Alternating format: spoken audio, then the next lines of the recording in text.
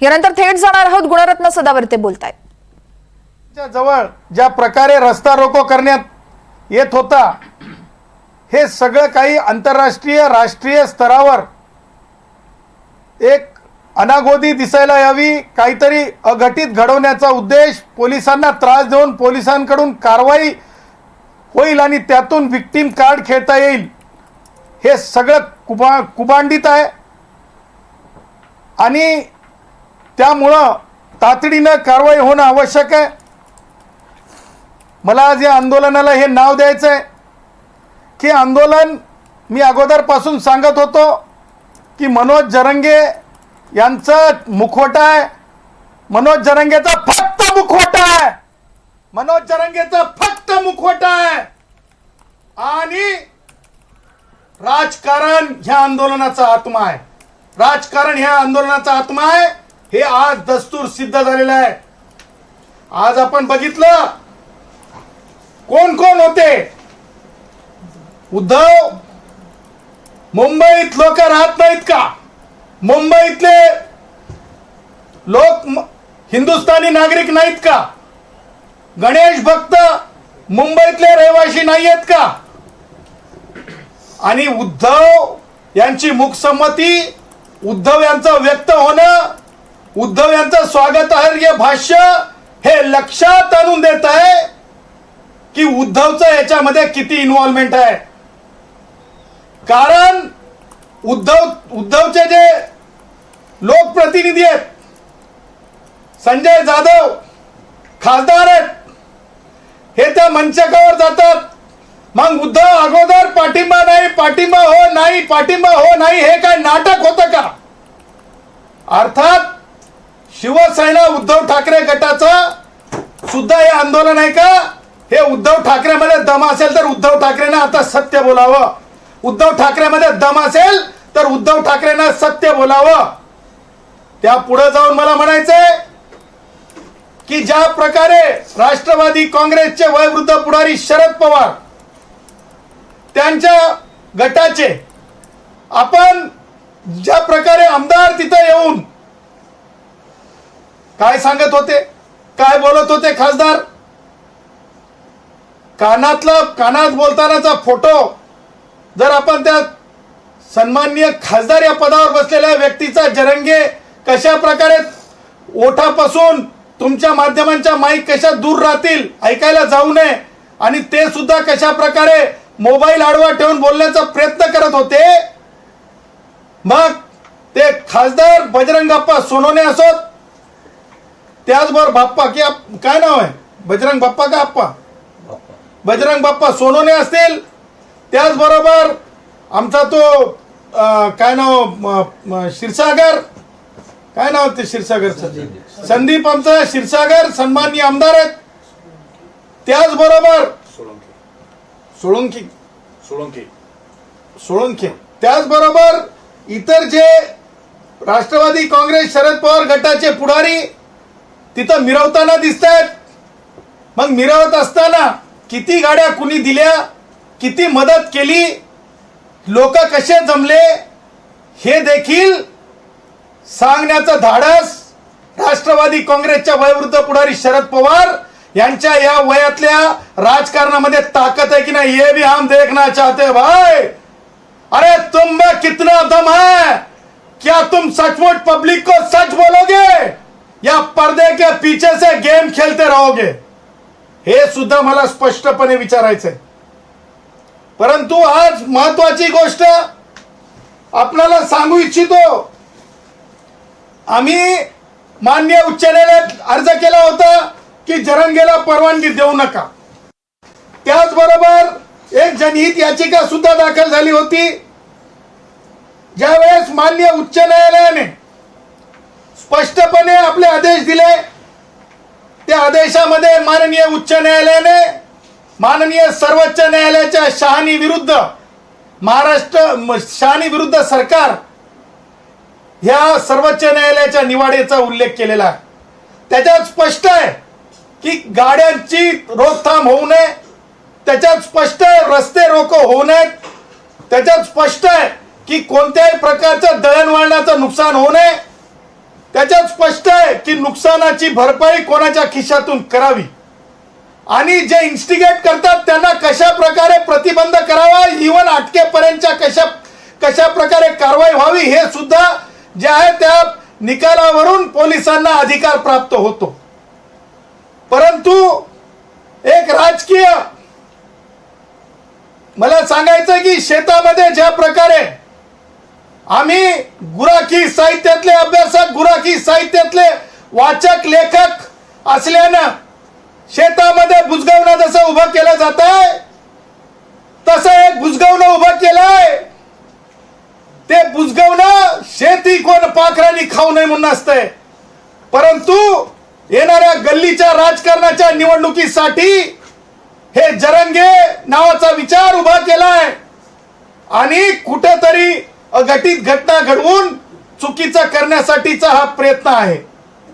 आणि म्हणून न्यायालयाने दिलेले निर्देश, उच्च न्यायालयाने जरंगेच्या बाबतीमध्ये जुन्या केसमध्ये जी सदावर्ते विरुद्ध महाराष्ट्र शासन ही केस आहे त्याच्यामध्ये सुद्धा निर्देश दिलेले आहेत जरंगेच्याच आंदोलनात.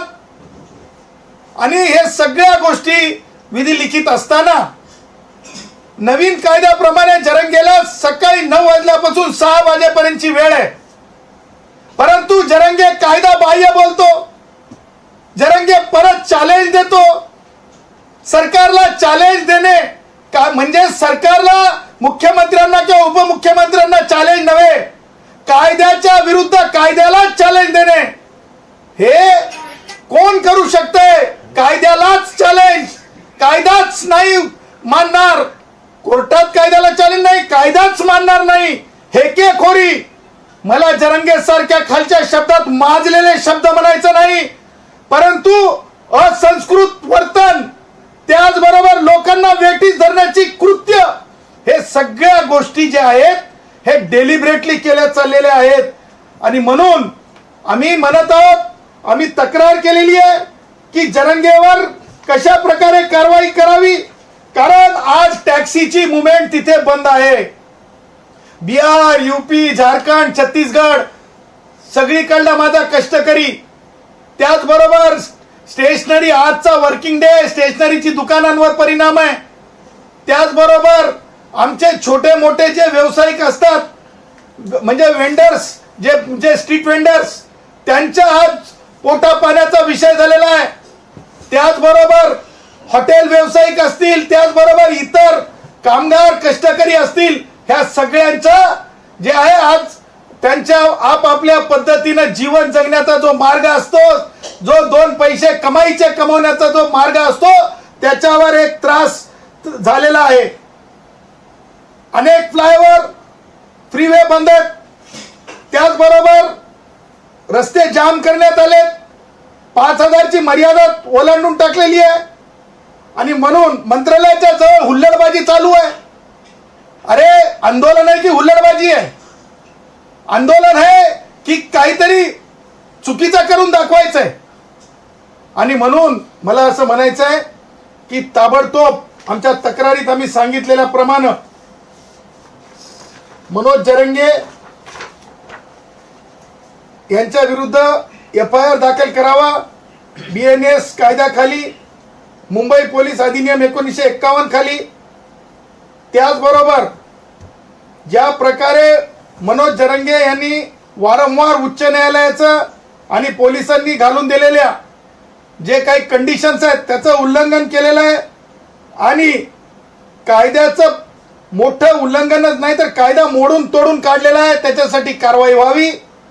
त्याचबरोबर जे सपोर्टिंग लीडर आहेत म्हणजे शहानी विरुद्ध सरकार, ह्याच्यामध्ये जे इन्स्टिगेटर असतात, जे सपोर्टिंग असतात, त्यांच्यावर कारवाई व्हावी. त्या उद्देशानं खासदार संजय जाधव, बजरंग बाप्पा सोनवणे, श्री उद्धव ठाकरे यांच्यावर सुद्धा ह्या abetment for unlawful assembly and for giving political, ज्या प्रकारे राजकीय हात देऊन हे सगळं इलिगल एजिटेशन करण्याचा प्रयत्न आहे, कारण रोडवरल्या एजिटेशनला परवानगी दिलेली नाही आहे. पंचम जी पाणवटा हे आहे जिथे आपण लोकांना पाण्याची पिण्याची व्यवस्था केलेली आहे फॅशन स्ट्रीटला, त्या तिथे कोणत्याही प्रकारच्या एजिटेशनची परवानगी नाही आहे. त्याचबरोबर VT स्टेशनच्या बाहेर परवानगी नाही आहे. ह्या सगळ्या गोष्टींना कारणीभूत हे पुढारी आहेत.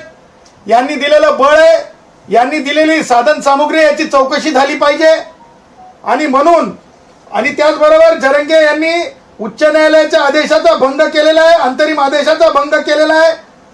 आणि त्याचबरोबर BNSS अंतर्गत आणि IPC अंतर्गत जुन्या कायद्याअंतर्गत देखील लालबागच्या राजाकडे जे लोक दर्शनाला जातात त्यांना त्रास व्हावा या उद्देशाने काही कुभांड केलेलं आहे. तेव्हा अशा लोकांना तातडीने कारवाई व्हावी, त्यांना थांबवावं. जे लोक त्रास देतात गणेश भक्तांना, आणि तातडीने यांना अटक करावं, यांना उठवावं. 6 वाजल्याच्या नंतर यांना एकही मिनिट तिथं बसू देऊ नये. म्हणून आम्ही तक्रारी दाखल केल्यात. आझाद मैदानच्या वरिष्ठ पोलीस निरीक्षकांना मी स्वतः फोन केला पोलीस स्टेशनला. मला सांगण्यात आलं सन्माननीय हवालदारांनी की साहेब फॅशन स्ट्रीटला पंचम पाणवटा आहे, जिथं पाणी पिण्याचं ठिकाण आहे, तिथं लोक हुल्लडबाजी किंवा रस्ता रोको करतायत, त्यांना तिथून बाजूला हटवायला गेलेले आहेत. अर्थात पोलीस मशिनरीवर जाणून बुजून एक ताण निर्माण करण्यात आलेला आहे. हे कारवाया व्हाव्यात. त्या पुढे जाऊन अत्यंत गंभीरपणे मला नमूद करायचं आहे, जरंगेचं आंदोलन असंविधानिक म्हणताना मला तुम्हाला सांगायचे काही महत्त्वाच्या गोष्टी. अशा प्रकारचे अनिष्ट आंदोलन आणि अशा प्रकारचे चुकीच्या असंविधानिक मागण्यांचा आंदोलनाचा सगळ्यांनी सर्व स्तरात निषेध केला पाहिजे. त्याचं कारण तुम्ही लक्षात घ्या की ह्यापूर्वी देखील संविधानावर घाला आणण्याचा जरंगे सारख्या लोकांनी प्रयत्न केला होता. अॅट्रॉसिटीचा कायदा रद्द करा म्हणून मोर्चे निघालेले होते, आपण सगळ्यांनी बघितले. अॅट्रॉसिटीचा कायदा रद्द करा म्हणून मोर्चे निघाले होते, आपण हे सगळ्यांनी बघितले. अॅट्रॉसिटीचा कायदा सुद्धा भारतीय संविधानातून निर्माण झालेला आहे आणि आरक्षणाचा कायदा सुद्धा भारतीय संविधानातून निर्माण झालेला आहे. आणि म्हणून मागासलेपणामध्ये माझे मराठा भाऊ OBC म्हणून येऊ शकत नाहीत, हे सर्वोच्च न्यायालयाने जयश्री पाटील विरुद्ध मुख्यमंत्री महाराष्ट्र शासन ह्या केसमध्ये सांगितलेलं आहे. म्हणून हे संविधानालाच तोडमोड करण्यासाठीचं आंदोलन आहे. संविधानालाच म्हणजे एका प्रकारे कुठे ना कुठे डॅमेज करणारे आंदोलन आहे. हे आंदोलनात जे कोणी सहभागी होत आहेत ते संविधान विरोधी आहेत. संविधानाच्या विरोधात जे कोणी सामील होत असेल आणि अशा प्रकारे हिंसक जुनाच जरंगेचा इतिहास आहे, त्याच इतिहासाची पुनरावृत्ती आहे की लोकांना थांबवणे, वेटीस धरणे, लोकांच्या रोजीरोटीपासून थांबवणे हे सुद्धा हिंसक आणि क्रूर कृत्यामध्येच मोडत आहे. तेव्हा ह्या अशा संविधानाला तोडमोड करणाऱ्या संविधानाच्या विरोधातल्या ह्या आंदोलनाला आपण असंविधानिक कृत्य करणारं आंदोलन, संविधान विरोधी आंदोलन, देशहितविरोधी आंदोलन, देशाच्या राष्ट्रीय एकात्मतेच्या विरोधातलं आंदोलन, आणि म्हणून यांना तातडीने अटक करणं हे अत्यंत आवश्यक आहे अशी मागणी देखील मी करतो.